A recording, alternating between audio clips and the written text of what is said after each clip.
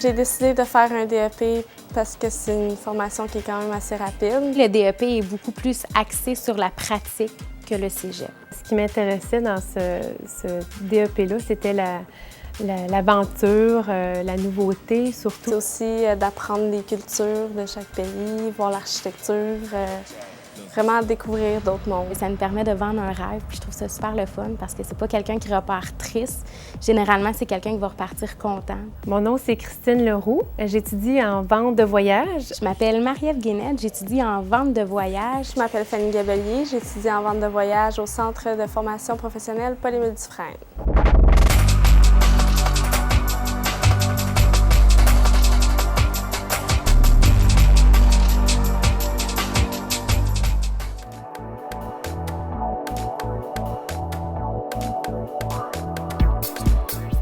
Le conseil en voyage, il y a deux types de clientèle. La clientèle qui voyage par affaires, la clientèle qui voyage par plaisir.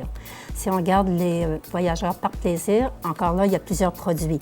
On peut faire des croisières, on peut faire des circuits, on peut faire des voyages à la carte, on peut faire des voyages au soleil. Premièrement, on va prendre rendez-vous avec le client et ensuite, on va lui poser quelques questions sur la destination qu'il choisit.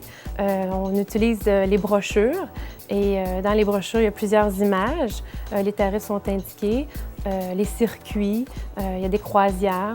Donc, il doit faire un choix, calculer des tarifs, comparer des tarifs et ensuite offrir le meilleur tarif et le meilleur produit au client selon les besoins qu'il a exprimés. Pour les voyages d'affaires, on doit faire des recherches, trouver des vols, des voitures, des locations de voitures, des hôtels, puis on leur offre ça tout séparément. On peut travailler aussi à destination, c'est-à-dire qu'on peut être représentant en destination.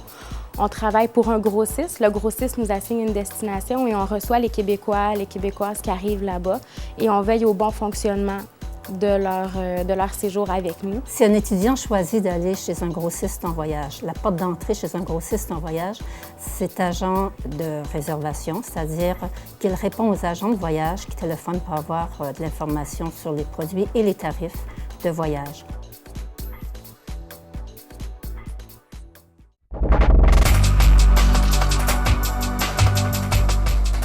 Les aptitudes nécessaires pour travailler dans le domaine du voyage, c'est d'abord et avant tout la curiosité. Si tu n'es pas curieux d'apprendre et de découvrir ce qu'il y a à côté de toi, bien, ça va être difficile d'évoluer dans le domaine.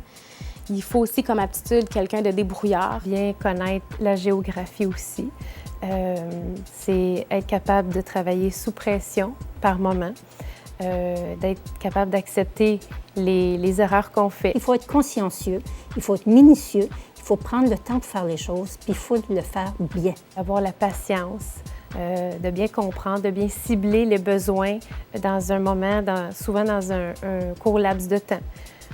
Parce que les gens, les clients veulent avoir des réponses vite. Être souriante, aimer travailler avec le public, aimer avoir le contact, bilingue surtout. Anglais-français est plus demandé. Si on parle autre langue, c'est mieux. Parce qu'il y a beaucoup de fournisseurs à l'étranger qui sont anglais et il faut savoir se débrouiller en anglais. Ici, on donne un cours d'appoint dans nos formations pour connaître la terminologie du voyage. Si on n'est pas bilingue, il faut le devenir.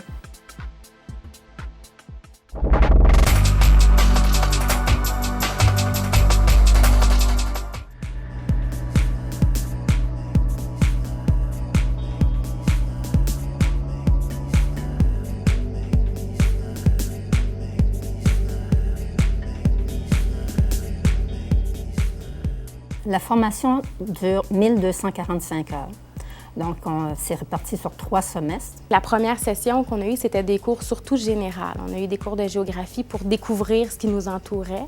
Et plus on avance dans la formation, plus c'est des cours pratiques où on va mettre à l'épreuve ce qu'on a appris et où on va pouvoir s'en servir pour découvrir davantage puis approfondir une destination. Dans notre deuxième session, on a un stage en agence de 2 semaines.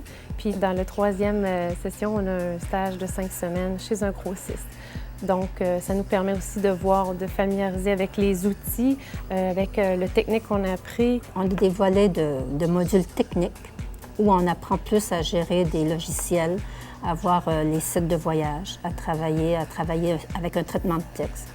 On a un volet qui est plus connaissance des produits de voyage. C'est-à-dire, c'est quoi un circuit, c'est quoi une croisière, c'est quoi un voyage à la carte. Et aussi, on a un volet à l'intérieur de tout ça, de connaissance de tous les fournisseurs. C'est qui fait l'Europe, c'est qui fait l'Asie, avec qui on va travailler, qui sont nos fournisseurs. Dans le volet Forfait Soleil, on était en équipe de 2, une qui faisait l'agente de voyage, puis l'autre faisait le client.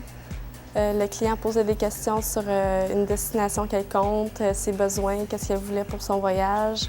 L'agent faisait son devoir, des recherches. On prend chacun des continents et on le voit en profondeur. Bon, on a vu la géographie en général. Là, on voit les pays les plus vendus au niveau touristique.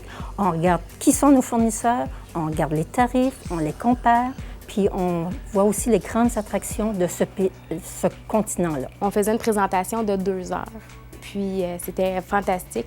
On était déguisés, on découvrait la nourriture, les rituels, les mythes qu'il y avait du pays qu'on faisait découvrir. C'était tout le temps plein de surprises. Chaque personne apportait son grain de sel, ses expériences. Et un troisième cours qui est une sollicitation de clientèle. On apprend aux étudiants comment aller chercher une clientèle, comment se monter des groupes, comment proposer des forfaits de groupe aussi pour des voyages à thème. Les enseignants, ils ont tous déjà travaillé dans le domaine du voyage, donc ils peuvent nous raconter des expériences qui leur est vraiment arrivées, des anecdotes sur des histoires quelconques. On essaie de créer un milieu de travail. Donc, pour avoir un bon milieu de travail, il faut qu'il y ait une bonne relation entre les gens puis entre les enseignants aussi. Donc, entre le patron puis les employés. C'est ça qu'on veut recréer ici, puis je pense que ça va bien. Nos enseignants, pour nous, c'est une Bible. Ils ont tout vu, ils ont tout fait. On est surpris quand ils n'ont pas vu un coin de pays. C'est vraiment surprenant. C'est des personnes qui ont des références, des faits. Puis c'est leur expérience personnelle qui est mise à notre portée. Je regarde plus la télévision de la même façon. Le journal aussi. On veut en savoir toujours plus. Les nouvelles sont plus intéressantes qu'auparavant. Ça nous ouvre les horizons. Ça nous permet de découvrir les gens. Donc c'est très valorisant de savoir tout ce qui se passe autour puis de comprendre aussi ce qui se passe.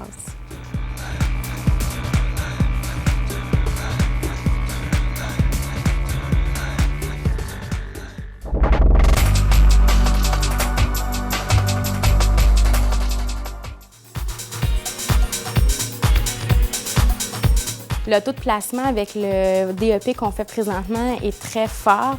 Il y a beaucoup de demandes, il y a beaucoup de portes qui s'ouvrent à nous. Et comme on a plusieurs métiers qui nous ouvrent les portes aussi avec le DEP, il est très facile de se trouver un emploi. Bien souvent, à la fin de notre deuxième stage, qui est chez un grossiste, nous embauche quand on fait l'affaire, mais bien souvent, ça fonctionne bien. Et si j'avais plus d'élèves, je pourrais en placer encore beaucoup plus. Je ne réussis pas à fournir à la demande présentement. Les emplois qu'on pourrait faire après notre DEP, ça serait de travailler soit en agence de voyage, directement avec les clients. On pourrait travailler aussi chez un grossiste où on a plusieurs postes à combler, soit à la réservation, c'est-à-dire que l'agent de voyage communique avec l'agent de réservation. On pourrait travailler aussi à destination. À l'aéroport, soit au comptoir d'embarquement, au comptoir d'enregistrement. Je pourrais faire guide accompagnateur. Le sentiment qu'on va avoir quand on sert un client, c'est très valorisant parce que généralement, les gens, c'est un rêve. Puis ils te font assez confiance pour venir te partager leur rêve, puis tu peux leur vendre leur rêve, leur procurer le plaisir qu'ils veulent. C'est de la nouveauté, beaucoup de défis, travail d'équipe. Donc, tout ça fait que ça va être un travail merveilleux là, qui n'arrête pas de grandir. C'est le cours qui m'a appris le plus jusqu'à présent et je replongerai à 100 %.